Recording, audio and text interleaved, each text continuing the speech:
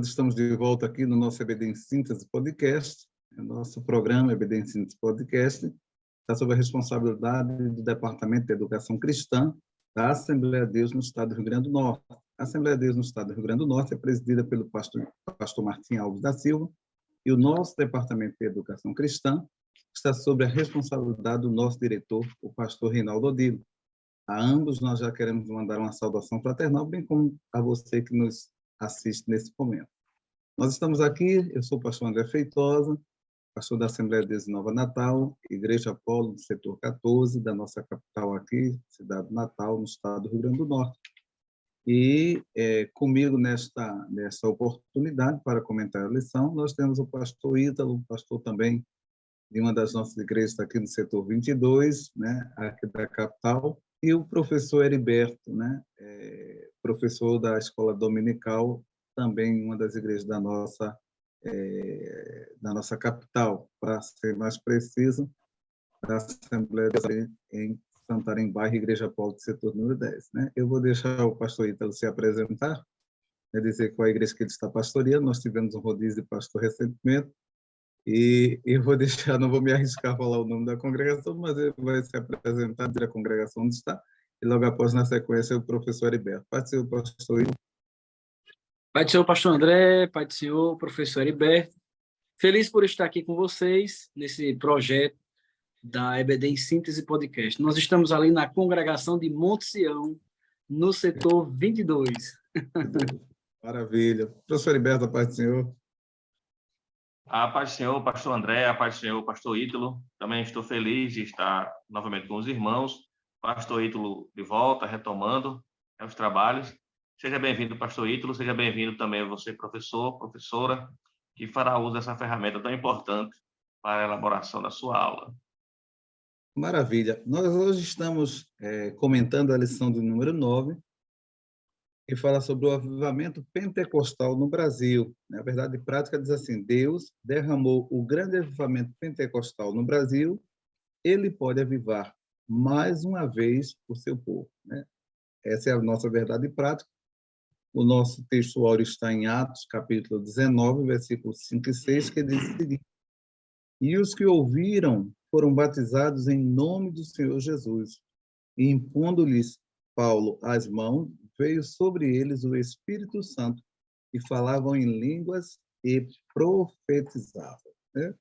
A nossa lição tem 3 objetivos definidos, que o primeiro é mostrar que o movimento de Atos se repete no Brasil, né? Fazendo um paralelo entre o texto bíblico, né, que está em Atos capítulo 19, inclusive o texto que norteia a nossa lição. O segundo tópico, o segundo objetivo da lição fala sobre a necessidade de pontuar o nascimento, o novo nascimento em Cristo. E o terceiro objetivo da lição é explicar a expansão do avivamento pentecostal. A nossa lição está dividida em 3 tópicos também. O primeiro fala sobre o movimento de Atos se repete no Brasil. O segundo tópico fala sobre o nascimento de um novo movimento.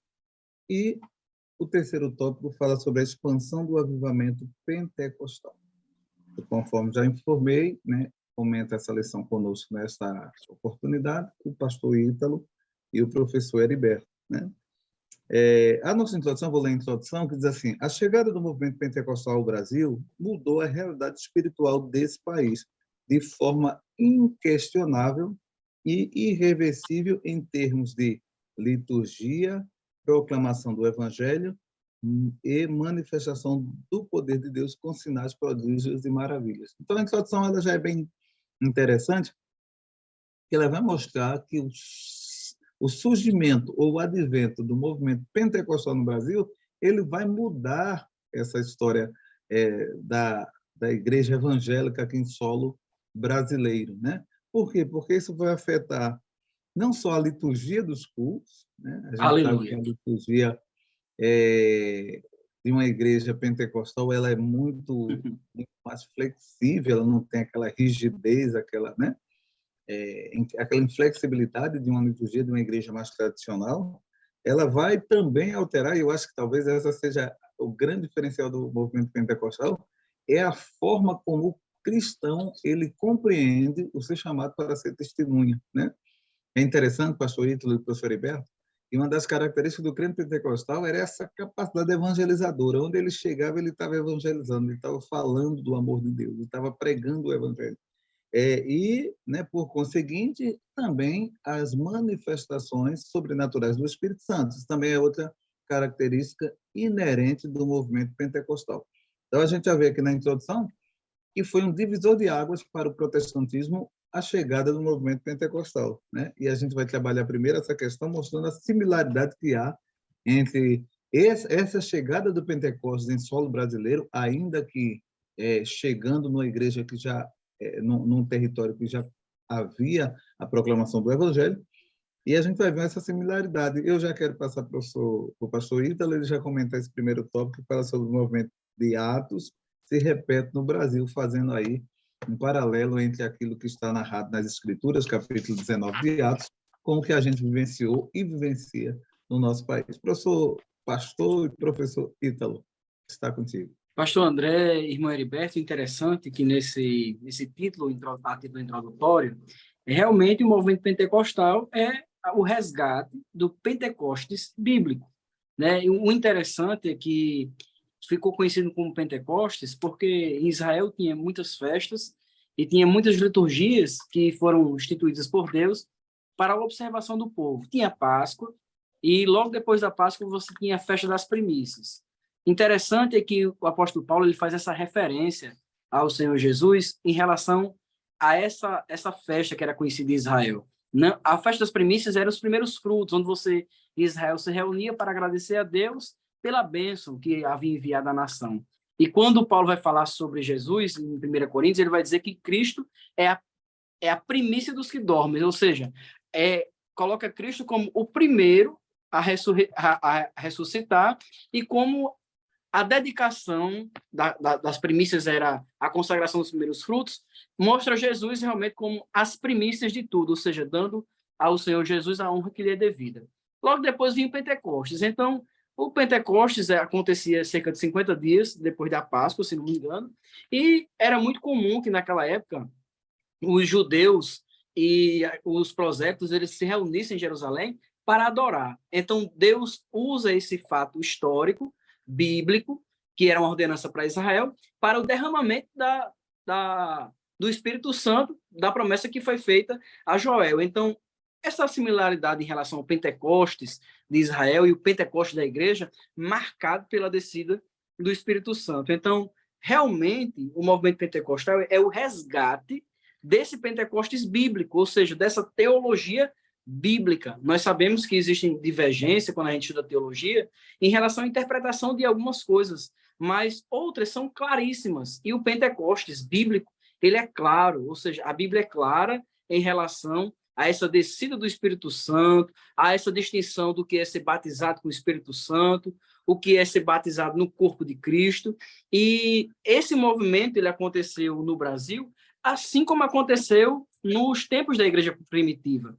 O interessante é que esse texto de Atos dos Apóstolos, no capítulo 19, versículo 1 ao versículo 7, ele é muito claro, e isso aconteceu da mesma forma no movimento aqui no Brasil. O apóstolo Paulo, na sua viagem missionária, quando ele encontra os irmãos, a primeira pergunta de Paulo, que é uma pergunta específica, é: vocês já receberam o Espírito Santo quando crestes? A primeira pergunta que eu faço aos irmãos é: o Espírito Santo, ele não é dado a nós através da salvação? O Espírito Santo,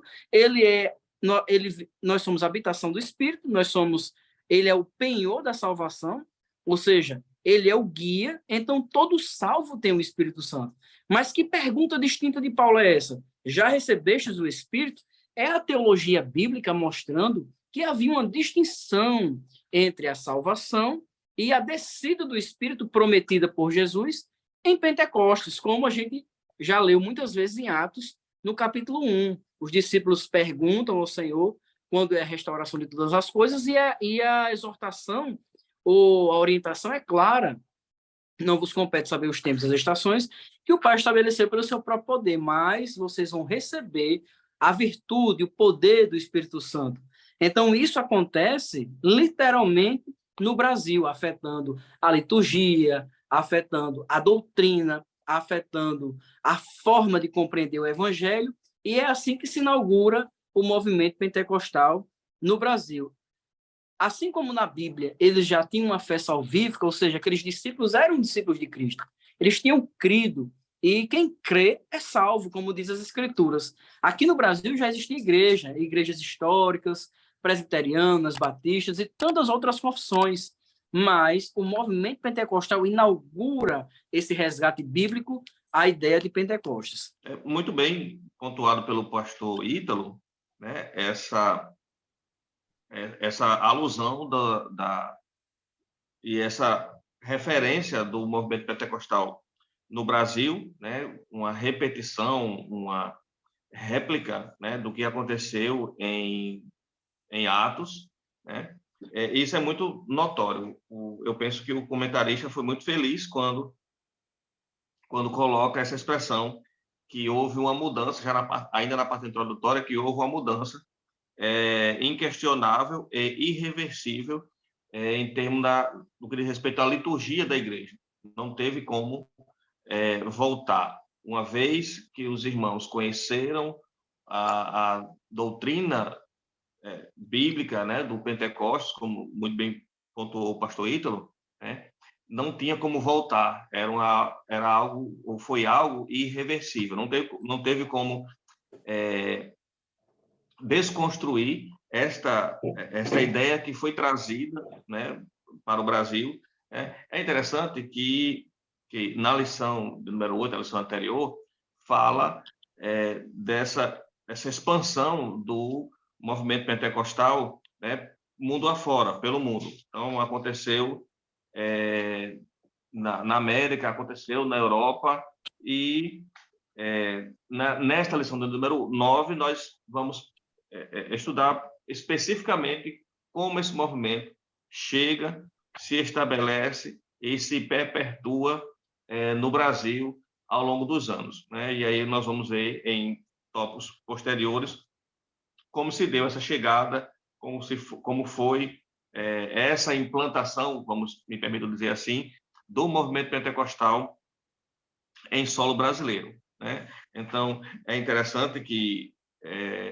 nós saibamos essa distinção, como o pastor Ítalo muito bem falou, fazendo referência e alusão à pergunta do apóstolo Paulo com relação àqueles irmãos que estavam naquela localidade onde ele chega e pergunta aos irmãos acerca do Espírito Santo. Então, os irmãos não tinham conhecimento, né, apenas acerca do batismo de João. Então, quando esse movimento ele chega ao Brasil, né, os irmãos que aqui já estavam, de outras denominações históricas, eles tinham conhecimento do batismo de João, mas não tinham conhecimento da doutrina pentecostal. Então, o que é que eles recebem como novidade, alguns acabam sendo perseguidos, e aí nós vamos ver um pouco mais na frente sobre isso, sofrem perseguição, e aí há essa expansão, né? Aquela ideia de quanto mais a igreja ela é perseguida, mais ela cresce, e isso aconteceu também com os primeiros cristãos pentecostais no Brasil. É verdade, né? Perfeito, né? Então a gente vê que, na verdade, o que aconteceu no Brasil é aquilo que realmente podemos dizer que havia precedente bíblico, né? É bem verdade que nós não estamos desprezando o valor das igrejas tradicionais, das igrejas fundamentalistas, muito pelo contrário, né? Pregavam o evangelho genuíno, né? Mas, assim como no Pentecostes, assim como aconteceu na cidade de Éfeso, né?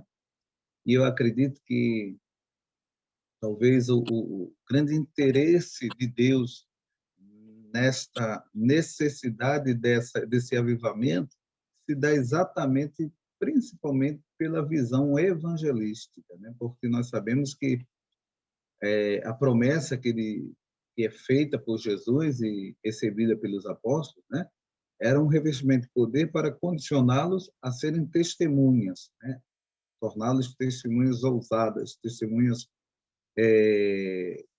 aguerridas, né? E certamente o movimento pentecostal ele tem esse fator impelidor do desenvolvimento do reino. Hoje não é à toa que a Assembleia de Deus ela representa 75% do movimento pentecostal brasileiro. Nós somos a maior igreja evangélica do Brasil e no segmento dos pentecostais nós sozinhos representamos 75% desse segmento. Então, a gente vê realmente que há um impulsionamento à evangelização com a obra, com o movimento pentecostal, né? O nosso segundo objetivo, né, que vai estar também lastreado no segundo tópico da nossa lição, fala sobre o surgimento desse movimento pentecostal no Brasil, né? Como é que esse movimento ele vai surgir e vai se desenvolver? Qual foi o ambiente que esse Pentecostes surgiu no Brasil, né? Quando a gente retroage também para o Pentecostes, né, do tempo bíblico, a gente vai ver que a igreja sofreu uma grande perseguição e oposição, né? E no Brasil não foi diferente. Eu queria passar já para o pastor Ítalo, depois para o pastor Heriberto, para mostrar, né, esse contexto histórico que esse movimento pentecostal ele vai surgir no Brasil, como ele vai ser recebido pelas igrejas já existentes, né? E como é que isso vai desembocar aí no surgimento da Assembleia de Deus, né? Porque é bom pontuar que não era a intenção dos missionários fundar uma outra igreja, fundar nenhum outro movimento, absolutamente, né? Mas era exatamente trazer à igreja existência essa experiência sobrenatural da contemporaneidade do Espírito Santo. Pastor Ítalo. Os missionários eles tinham um senso de chamado muito claro, a orientação forte do Espírito e a agência do Espírito, já por causa do batismo, que é um revestimento de poder. Então, você tem os missionários, o Navingre e Daniel Berg, com essa mensagem clara, viva, né? Como é que eu posso dizer? Quente, né? Que o Espírito Santo nos dá essa temperatura espiritual. E você tem um movimento de igreja histórica, com talvez a maior dificuldade delas em relação à doutrina. Você tem aí, na história, você tem calvinistas e arminianos. Você tem os calvinistas, eles se formaram ao longo da história de forma que eles dão muita ênfase, né, à santidade e ao novo nascimento, mas eles ficaram céticos em relação aos dons espirituais, em relação à interpretação da Bíblia em alguns aspectos, principalmente esse de dons. Então, você tem os missionários com a ação do Espírito, cheio do Espírito, revestidos de poder, e, com certeza, esse enchimento e essa crença bíblica vai alterar o modelo da pregação. Então, por causa dessa alteração do modelo da pregação, você começa a ter o incômodo e as preocupações quando você tem uma doutrina que ela dá ênfase à pregação com a agência do Espírito e quando você tem uma doutrina que ela é mais racional.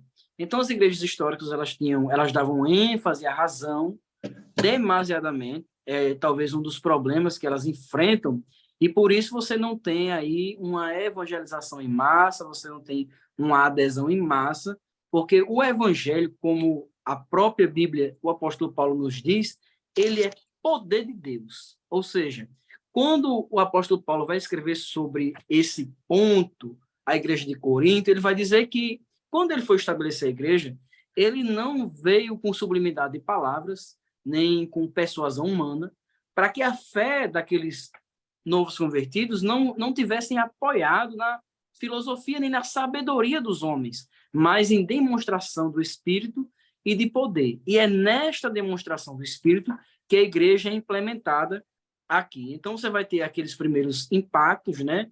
O falar em línguas que não era a forma deles glorificarem a Deus, nem manifestar a sua fé, e você tem missionários batizados com o Espírito Santo e pregando que os dons são atuais e que o crente pode ser batizado com o Espírito Santo, que a evidência é falar em línguas, como diz as Escrituras.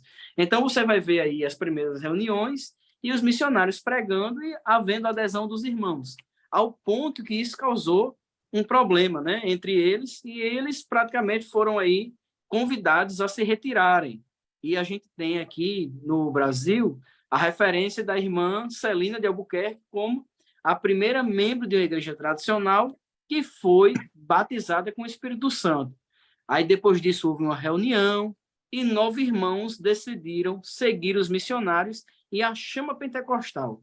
Porque, meu amigo, você, professor, sabe que uma vez batizado com o Espírito Santo, uma vez sentindo a virtude do Espírito, o homem não se contenta mais com outra coisa fora desta realidade espiritual, que é uma experiência extraordinária.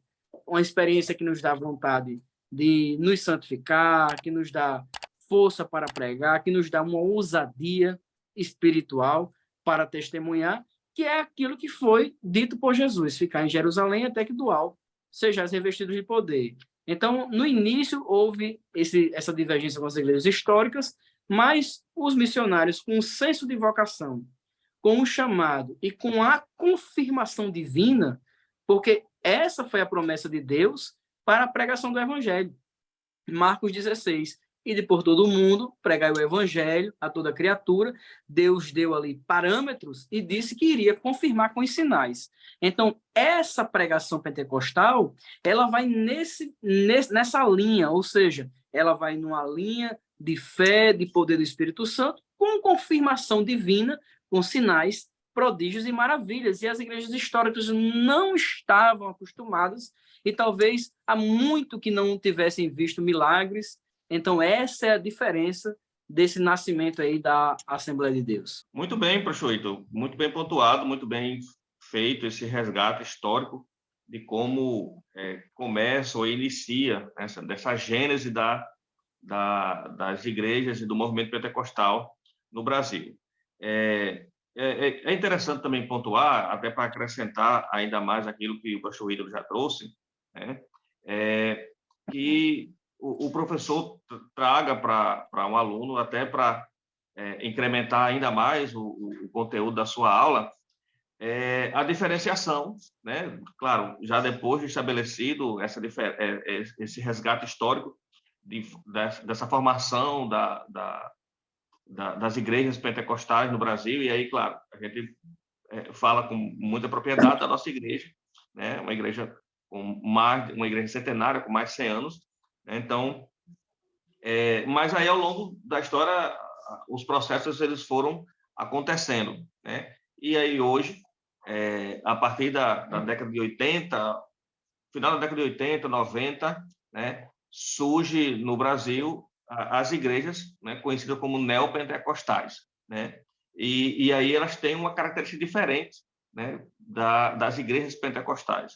As igrejas pentecostais, enquanto as igrejas pentecostais estão firmadas, vamos dizer assim, balizadas numa teologia mais centrada numa liturgia própria, né, bem característica, com manifestações sobrenaturais, a crença na atualidade dos dons, uma liturgia em que há órgãos de louvor, há conjuntos, né? A nossa igreja tem muito isso ainda, né? Ao passo que as igrejas neopentecostais, elas têm uma teologia voltada para a prosperidade, tem uma liturgia também própria, e toda a liturgia é voltada para um bispo, um apóstolo que está ali, né? Até mesmo essas nomenclaturas, elas estão bem presentes nas igrejas tidas como neopentecostais. Então, perceba que há essa diferença, né? O processo ele foi acontecendo ao longo da história, e aí surge essas igrejas conhecidas como neopentecostais. Já é um acréscimo, não vou dizer um avanço, mas um acréscimo daquilo que se iniciou lá nos idos de 1911, né, lá no Belém do Pará. Então, há essa diferenciação. Eu colocaria isso como um acréscimo, até para incrementar ainda mais a aula do meu irmão, da minha irmã, professora da classe de adultos. O interessante é que a igreja, nesse momento, ela nasce na perseguição, com o seu crescimento, mas até hoje nós ainda passamos por perseguição também e disputa pelos nossos irmãos de igrejas históricas. O pentecostalismo, ele é uma árvore frondosa, que deu muitos frutos, e como uma árvore frondosa que deu muitos frutos, ele também recebe muitas pedradas. Inclusive, algo que a gente pode estabelecer na aula é que grande parte desse crescimento de igrejas históricas, eles vêm do resgate da evangelização de pentecostais. Você pode ver que há um movimento no Brasil para atrair os jovens, e eles não estão fazendo evangelização, eles estão indo atrás dos jovens pentecostais, que já são jovens que são crentes, e é muito mais fácil seduzir talvez pela sublimidade do conhecimento e por muitas vezes sistematizar teologicamente de forma como eles estão acostumados, com seminários, com cursos, tendo em vista que o movimento pentecostal ele é tão grande e ele é tão difuso no sentido de que ele é tão assim, tão abrangente que todo dia aceita um crente a Jesus, todo dia um crente é batizado com o Espírito Santo e esse crente é chamado para testemunhar. Às vezes ele não leu a Bíblia, ele não tem um conhecimento ainda das Escrituras, mas ele já sabe dizer que Jesus salva, Jesus cura, Jesus batiza com o Espírito Santo e breve voltará. Então, isso nos traz um crescimento assombroso. Então, muitas vezes, antes de completar o discipulado, ou antes de ter uma fé amadurecida na palavra, e nessa doutrina pentecostal, as pessoas são seduzidas pelo conhecimento, pela teologia, e o chamado para o estudo, e muitas vezes nós somos perseguidos, e temos, infelizmente, pregadores de cunho nacional que amam bater no pentecostalismo, que deveriam ser, no nosso meio, rechaçados. E eu vou dizer o nome de um deles. Os irmãos que estão assistindo a aula podem ficar tristes comigo, mas Augusto Nicodemos, ele tem prazer em desfazer dos pentecostais. De forma que eu não consigo mais nem ler, nem ouvir. Eu sei que ele é um homem que tem muito conhecimento, ele tem formação no Novo Testamento, em grego, em hebraico, mas não adianta, ele está maltratando a minha fé. Eu sou pentecostal, eu fui batizado com o Espírito Santo e nós precisamos preservar a história da nossa igreja. Desculpa, pastor, eu falei demais, né? Não, que é isso, é bem pertinente a sua colocação. E pegando um gancho aí no que o Ítalo falou, o batismo com o Espírito Santo, na verdade, ele desperta o crente para a evangelização, para ser uma testemunha de Jesus, né?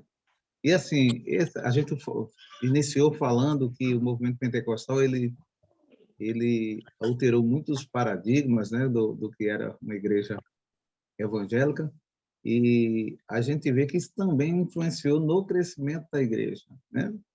Porque você observa que, por exemplo, o novo convertido ele se converte hoje, amanhã ele já está testemunhando, né? E a igreja ela sempre ensinou essa verdade que o crente deve ser uma testemunha, né? Você não precisa aceitar Jesus, esperar ganhar uma maturidade, passar 4 anos no banco de seminário para depois você poder pregar. Não, todo salvo ele é uma testemunha do Evangelho, é um instrumento do Espírito Santo. E aí é uma coisa interessante, pastor Ítalo e pastor Heriberto, porque o movimento pentecostal também ele aproximou essa questão do leigo e do clero, né, do ministro e do servo, e disse para todo mundo: olha, vocês são testemunhos, vocês vão e vocês pregam o Evangelho. E isso realmente traz um crescimento, porque não era um pastor pregando, agora você tem uma congregação de pregadores, né? E isso realmente impacta no crescimento da igreja, e é isso que a gente observa. Não existe nenhuma outra igreja que consiga, né, ganhar mais almas para o reino de Deus no Brasil do que a Assembleia de Deus, né? É claro que a gente tem que ponderar sobre a nossa capacidade de discipular, a gente tem que ponderar sobre a nossa capacidade de manter as pessoas, mas sem entrar nesse mérito e se atendo tão somente a essa questão do ganhar almas, nenhuma outra igreja consegue fazer isso com tanta maestria quanto a nossa igreja, a Assembleia de Deus, né? Enfim, é um movimento que nasceu, é um movimento que surgiu e continua pujante, continua pujante, continua se desenvolvendo, continua crescendo, né? E essa é uma característica da igreja pentecostal, da nossa igreja da Assembleia de Deus, né? No terceiro tópico da nossa lição, nós vamos falar sobre a expansão do avivamento pentecostal. E aí já é uma continuidade daquilo que a gente tem falado sobre essa questão desse crescimento, essa explosão na pessoa.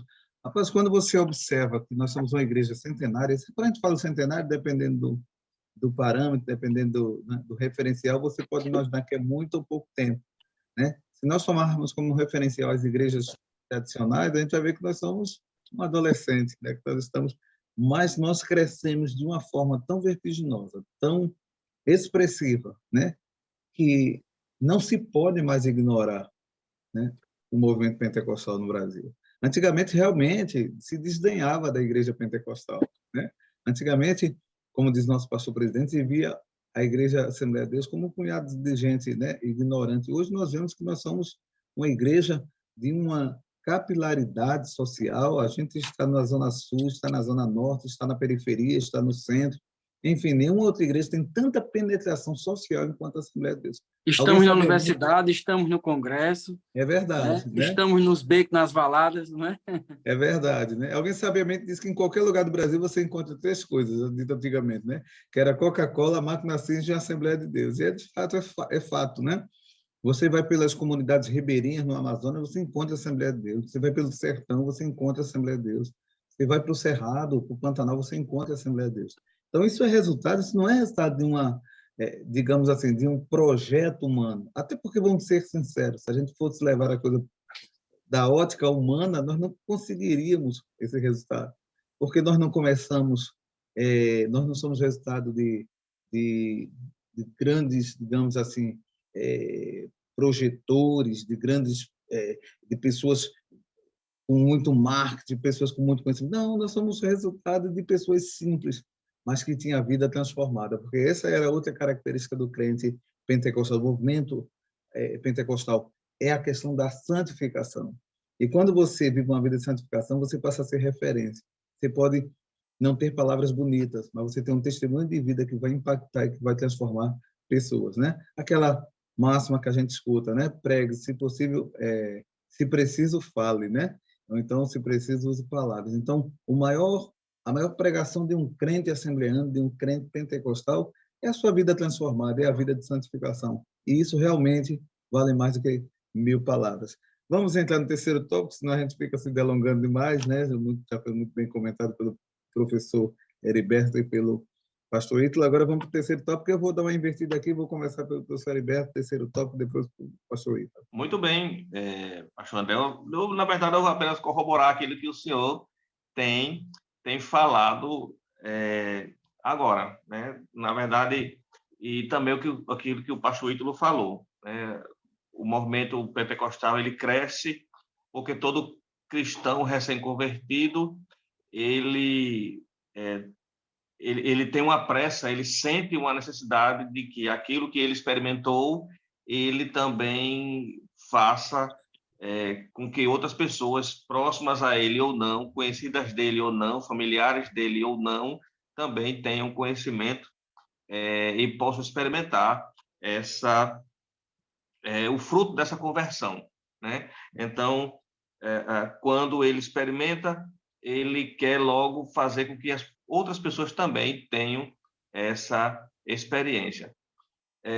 Como o senhor bem falou, um cristão recém-convertido, ele não precisa passar 4 anos nas cadeiras ou nos bancos de um seminário, de uma escola teológica, para poder só então depois sair pregando ou como missionário. Não, basta que ele sinta um chamado, e esse chamado universal, né, todos nós temos, mas essa chama arde dentro dele, e ele sente essa urgência e necessidade de pregar. Por esta razão, o movimento pentecostal ele cresce de forma assombrosa e assustadora, né? A ponto, como disse o pastor Ítalo, outras igrejas históricas, tradicionais, quererem fazer um trabalho de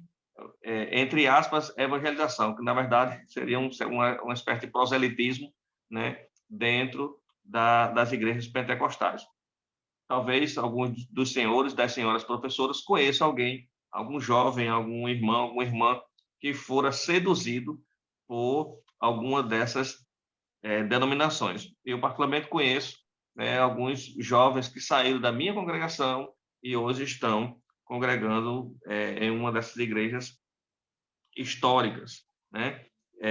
Mas por causa de algo que foi ofertado e que, de alguma maneira, não sei qual, acabou seduzindo esses jovens. Então, Heriberto, eu tenho uma experiência, quando eu era líder de jovens no setor 16, eu passei, acho que uns 6 anos como líder de jovens setorial, né? Quando você tem aquela abrangência de trabalhar com... Você trabalha na Igreja Apolo e trabalha com as congregações. E durante esse período, eu me lembro que nós tínhamos uma mocidade na congregação de cerca de 80 jovens, e quando ia para o setor chegava a 200.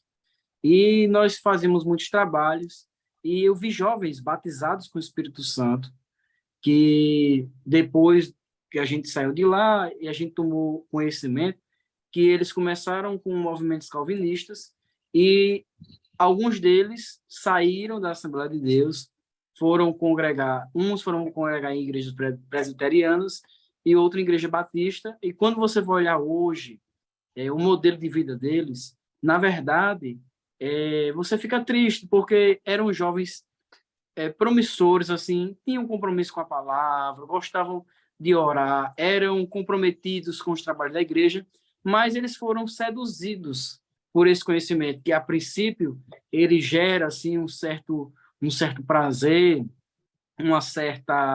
um senso de crescimento, mas que depois, juntamente com ele, vem às vezes o desprendimento de padrões e modelos bíblicos que não são apenas costumes, mas são bons costumes que servem de preservação para a nossa fé. São limites que Deus coloca, limites de segurança. E quando você vai olhar, hoje, assim, ultimamente, eu tive o conhecimento de algumas dessas jovens que até para barzinho vão e continuam indo para a igreja, mas achando que isso é uma coisa normal. Desculpe aí a interferência. Não, é muito pertinente, porque a experiência que eu também tenho com algumas pessoas também é bem parecida, bem peculiar, né? É verdade. Heriberto, eu só queria pegar um gancho nesse que o Ítalo falou. Sim, pastor, à vontade. Isso se dá, né, pastor Ítalo e professor Heriberto, porque a gente vai vendo que, na verdade, primeiro você se distancia, digamos assim, da congregação, da liturgia, e você procura uma liturgia mais, digamos assim, mais culta, aquela coisa assim. E depois, na verdade, você vai abrindo mão até de princípios de separação, de santificação. Porque quando a gente fala de movimento pentecostal, muita gente acha que o movimento pentecostal se resume só à ênfase aos dons sobrenaturais. Não, absolutamente. Né? A ênfase do movimento pentecostal está na santificação do crente para que ele possa ser instrumento do Espírito Santo. Então, não existe pentecostalismo, não existe manifestação sobrenatural do Espírito Santo sem homem santificado, sem vida santificada. Então, a ênfase, e isso é interessante, porque quando a gente vai para o pentecostalismo histórico, tradicional, a gente vê que a ênfase foi sempre sobre o adorador, sobre o crente, sobre a santidade do crente, né? Que, sendo santo, o crente ele passa a ser instrumento do Espírito Santo, vaso do Espírito Santo para a manifestação dos dons espirituais. Então, a ênfase foi sempre na santidade. E os dons eram evidências de uma vida de santidade. Não tipo assim... E aí, com o tempo, eu costumo dizer o seguinte, que a gente costuma, às vezes, distorcer as coisas, né? Com o tempo, a gente foi, muitas vezes, fugindo desse padrão. Então, o que a gente vê, muitas vezes, são jovens que se distanciam, né, para outras igrejas que não dão essa ênfase à questão da santificação e acaba, na verdade, a pessoa depois, infelizmente, né, descendo para baixo, né? Igual cauda de cavalo, né? Mas pode continuar, professor Heriberto, desculpe aí. Não, pertinente demais. Então, assim, nós estamos aqui hoje, eu, vocês, os senhores, e somos fruto dessa expansão do movimento pentecostal. Então, além de ser produto desse movimento pentecostal, também fazemos parte dele, promovendo também ainda, continuamos ainda promovendo a expansão desse movimento pentecostal, né? Certamente os senhores têm suas atividades, pregando, ensinando, e com isso façam que esse movimento pentecostal, que ora nós vivenciamos, ele cresça ainda mais. Então, nós temos que continuar fazendo a obra do Senhor, acreditando naquilo que Deus tem colocado em nossas mãos para fazermos, porque certamente o Senhor há de nos abençoar e nos recompensar. Então, assim, nessa expansão, o nosso modelo é o modelo centrífugo, ou seja, começa de dentro para fora. Esse modelo pentecostal, e agora a gente falando aqui de casa, né, nós da Assembleia de Deus, é muito extraordinária a forma que o Espírito Santo estabeleceu esse trabalho. Todos, até as igrejas históricas, elas têm que reconhecer que esse movimento foi um movimento do Espírito. O crescimento que Deus deu ao movimento pentecostal no Brasil, nas Assembleias de Deus, ele é inexplicável sob outra ótica, a não ser de que esta obra é abençoada por Deus e tem a direção de Deus. Nenhuma obra sem a direção de Deus cresceria a este nível que a Assembleia de Deus cresceu. Então, a gente começa diferente. Você faz um estudo missiológico numa igreja tradicional, eles buscam os grandes centros, eles buscam os lugares, e é claro que isso também tem a ver com o estudo teológico, né? Você vai ver que Paulo ele tinha estratégia de evangelização, mas uma estratégia humana, ela não invalida ou ela não é superior do que a ação do Espírito e nem a direção do Espírito. Às vezes a direção do Espírito ele é contrário ao planejamento e à racionalização humana, que conta com alguns parâmetros que são palpáveis, mas a ação do Espírito conta com a revelação divina, ou seja, Deus conhece o hoje e o amanhã. Então, como é que a igreja cresceu? Começa numa casa, começa num salão, começa num bairro, aí vai para uma cidade, aí vai para uma rua, vai para uma escola, para um hospital. Quando você vai olhar, numa cidade como Natal, nós temos 300 congregações. Todos os bairros têm uma Assembleia de Deus. E cada bairro tem 6, 7 Assembleias de Deus. E tem bairro que tem 2 setores com 12 Assembleias de Deus. De forma que uma pessoa num raio de 100 metros, 200 metros, 300 metros da sua casa, tem uma congregação ali para ela frequentar.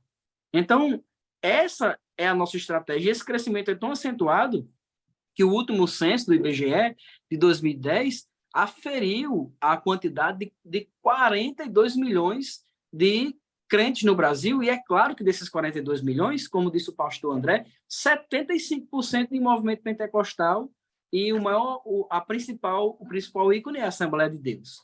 Isso no censo de 2010. Quando a gente tiver a atualização do censo, tem pessoas que já falam que isso aí dava em média 25% da população, tem pessoas que já falam em 30%, 35% da população são de evangélicos, ou seja, um segmento que cresceu, é claro que estou falando isso num aspecto humano, mas que dentro desse crescimento humano tem o remanescente, tem o fiel, tem o salvo, tem o sal, tem a luz, tem o crente cheio do Espírito Santo, tem o perfume de Cristo, tem a transformação da vida, tem os prodígios, os sinais e as maravilhas. Verdade, perfeito. Enquanto o pastor Ítalo falava isso aí, sobre essa questão desse crescimento, eu estava pensando, às vezes, já que estamos num podcast direcionado a professores da escola dominical da nossa igreja, da Assembleia de Deus, eu acho que algumas colocações são pertinentes, né? Porque nós temos, em tese, um público muito direcionado. Às vezes, eu vejo as pessoas se impressionar, por exemplo, abrir uma igreja neopentecostal ali, aquela igreja está lotada, né? Eu vi alguém comentando isso comigo, eu disse assim, olha, se nós, a nível de setor, fechássemos todas as congregações do setor, a gente certamente teria que ampliar todas as nossas igrejas polos, né? Só que qual é o problema? Geralmente essas igrejas, ela tem uma igreja no local estratégico, né? E vai convergir muita gente. A nossa igreja é muito capilarizada. Então, às vezes a gente se impressiona com isso, né? Não, aquela igreja chegou aí há 5 anos, 6 anos, e é assim lá. É assim lá porque só é um, agora pegue aquele efetivo e divide em 7 para ver se vai ter a expressividade que a nossa igreja tem. Então, a gente não pode se impressionar com certas coisas. Muitas vezes as pessoas acabam se impressionando, dá aquela ideia de que estamos na desvantagem. Não, a obra de Deus, direcionada pelo Espírito Santo, ela continua crescendo, né? Já dizia um corinho que a porta que ele abriu nunca se fechou. Pode falar, professor Heriberto.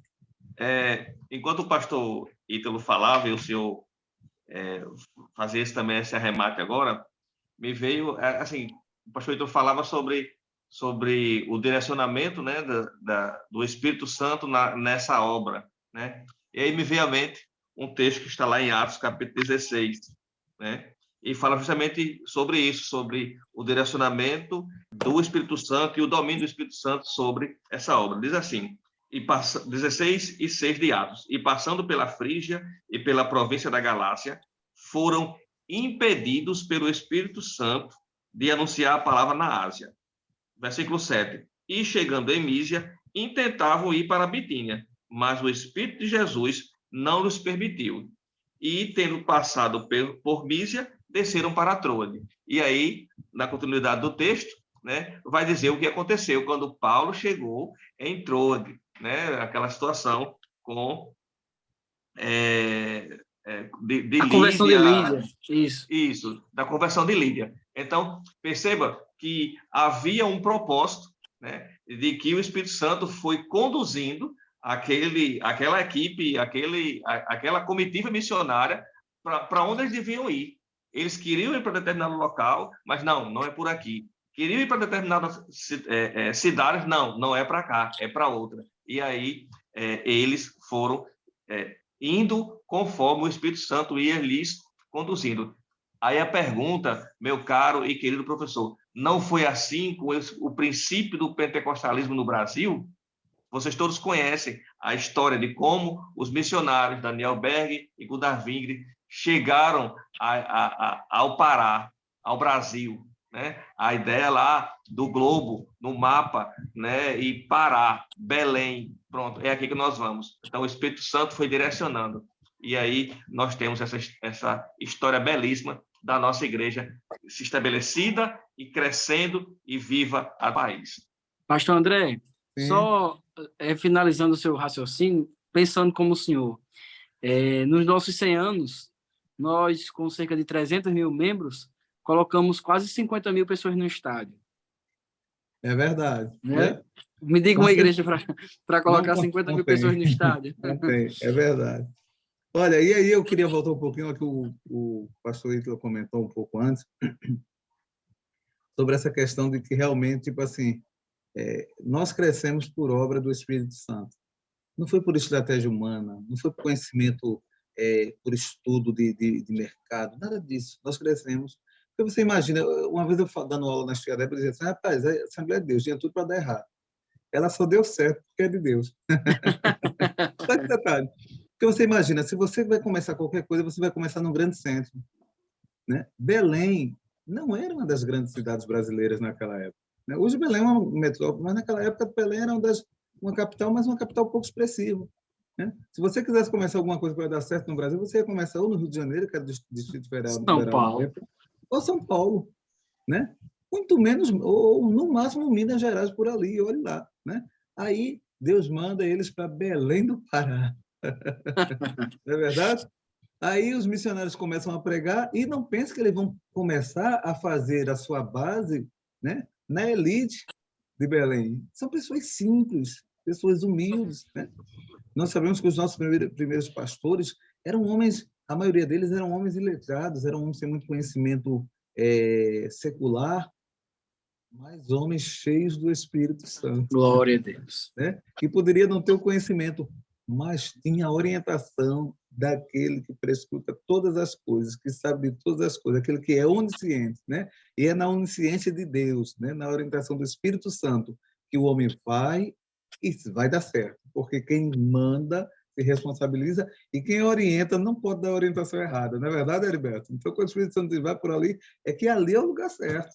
Né? Não tem outro lugar para ir. Por mais que a ótica humana te diga que é melhor você ir para cá, mas se o Espírito Santo diz, vá para lá, porque lá é o lugar certo. Enfim, eu acho que a lição de hoje foi muito interessante, foi muito proveitosa, para a gente relembrar um pouco as nossas origens. E eu acho que... E tão bom, pastor, tão bom...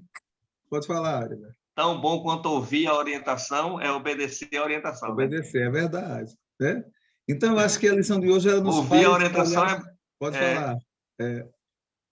Ouvir a orientação é muito bom, mas obedecer também é muito bom. É verdade. Não adianta ouvir a orientação, vá por aqui. e É ir para o outro verdade, lado, não. né? Ouvir e obedecer a orientação. Obedecer. Não ser um Jonas, né? Que Deus mandou ir para um lugar e ir para o outro, né? Mas ser, como disse Paulo, né? Pelo que não fomos desobedientes à visão celestial, né?